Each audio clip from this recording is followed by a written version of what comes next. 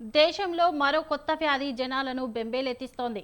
గిలియన్ బారే syndrome విజృంభణ పెరిగిపోతోంది. ఈ వ్యాధి బారిన పడిన వారి సంఖ్య ఒక్క మహారాష్ట్రలోనే 207కు చేరుకుంది.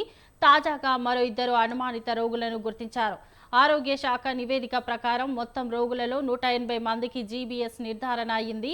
మిగిలిన రోగులకు వ్యాధి లక్షణాలు ఉన్నాయి.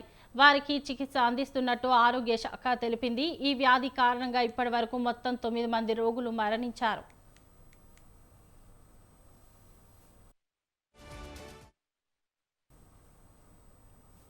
గులియన్ బారే సిండ్రోమ్ ఇంతవరకు తెలుగు రాష్ట్రాలకు పరిచయమే లేని పేరు. ఇప్పుడు ఇది తెలంగాణలో ఒకరిని బలి తీసుకుంది.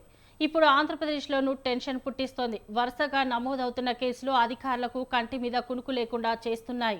ఇప్పటికే బర్డ్ ఫ్లూతో టెన్షన్ పడుతున్న ఆంధ్రప్రదేశ్, తెలంగాణ రాష్ట్రాలను మరింత భయపెడుతోంది గులియన్ బారే సిండ్రోమ్. ఇప్పటికే మహారాష్ట్ర, కేరళ, పశ్చిమ బెంగాల్ రాష్ట్రాల్లో కలవరం పుట్టిస్తున్న ఈ జీబీఎస్ ఇటీవల తెలంగాణకు ఎంటర్ అయింది.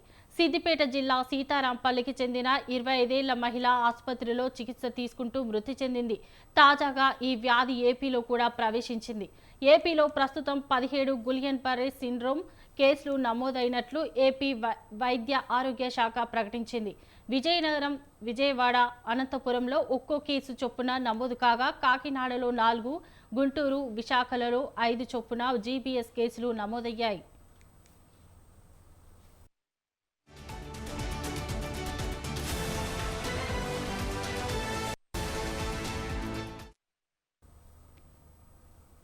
గుంటూరు జిల్లా జీజీహెచ్కు గులియన్ బారే సిండ్రోమ్ బాధితులు క్యూ కడుతున్నారు. ఇప్పటికే ఆసుపత్రిలో 7 బాధితులకు చికిత్స కొనసాగుతోంది. వారిలో 2 పరిస్థితి విషమంగా ఉండడంతో ఐసీయూలో ఉంచి చికిత్స అందిస్తున్నారు. గుంటూరు జిల్లాలో 4 రోజుల్లోనే 7 జీబీఎస్ కేసులు నమోదయ్యాయి.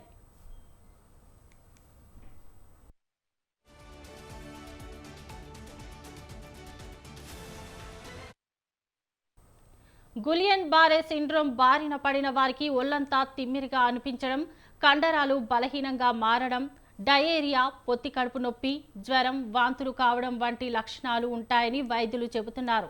కలుషిత ఆహారం, నీటి ద్వారా ఈ బ్యాక్టీరియా సోకుతుంది. ఈ వ్యాధి ముఖ్యంగా పిల్లలు, వృద్ధులపైనే తీవ్రంగా ప్రభావం చూపుతోంది. నాడీ వ్యవస్థను ఈ వైరస్ దెబ్బతీస్తోంది. దీంతో రోగి పక్షవాతం బారిన పడతాడు. అయితే సకాలంలో వైద్యం అందితే ముప్పు ఉండదని చెబుతున్నారు.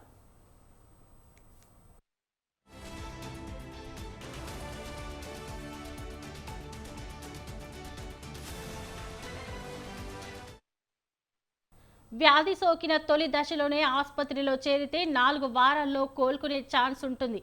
వ్యాధి ముదిరితే కోలుకోవడానికి దాదాపు 6 నెలలు పట్టొచ్చు. అత్యధిక శాతం మందిలో ఇన్ఫెక్షన్ మొదలైన 1-2 వారాల తర్వాతే ఇది బయటపడుతోంది.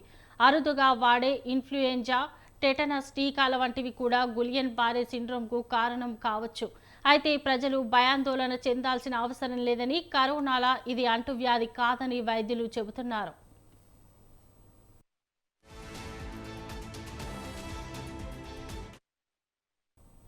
రోగనిరోధక శక్తిని నశింపజేసేలా జీబీఎస్ సిండ్రోమ్ విస్తరిస్తోందంటున్నారు వైద్యులు. అతిగా ఇన్ఫెక్షన్లు, వ్యాక్సిన్లు, సర్జరీలు, ట్రామా జన్యుపరంగా జీబీఎస్ వ్యాధి వచ్చే అవకాశం ఉందంటున్నారు. మరోవైపు ఎన్టీఆర్ వైద్య సేవ కింద ఉచిత చికిత్సను అందిస్తున్నట్లు రాష్ట్ర ప్రభుత్వం ప్రకటించింది.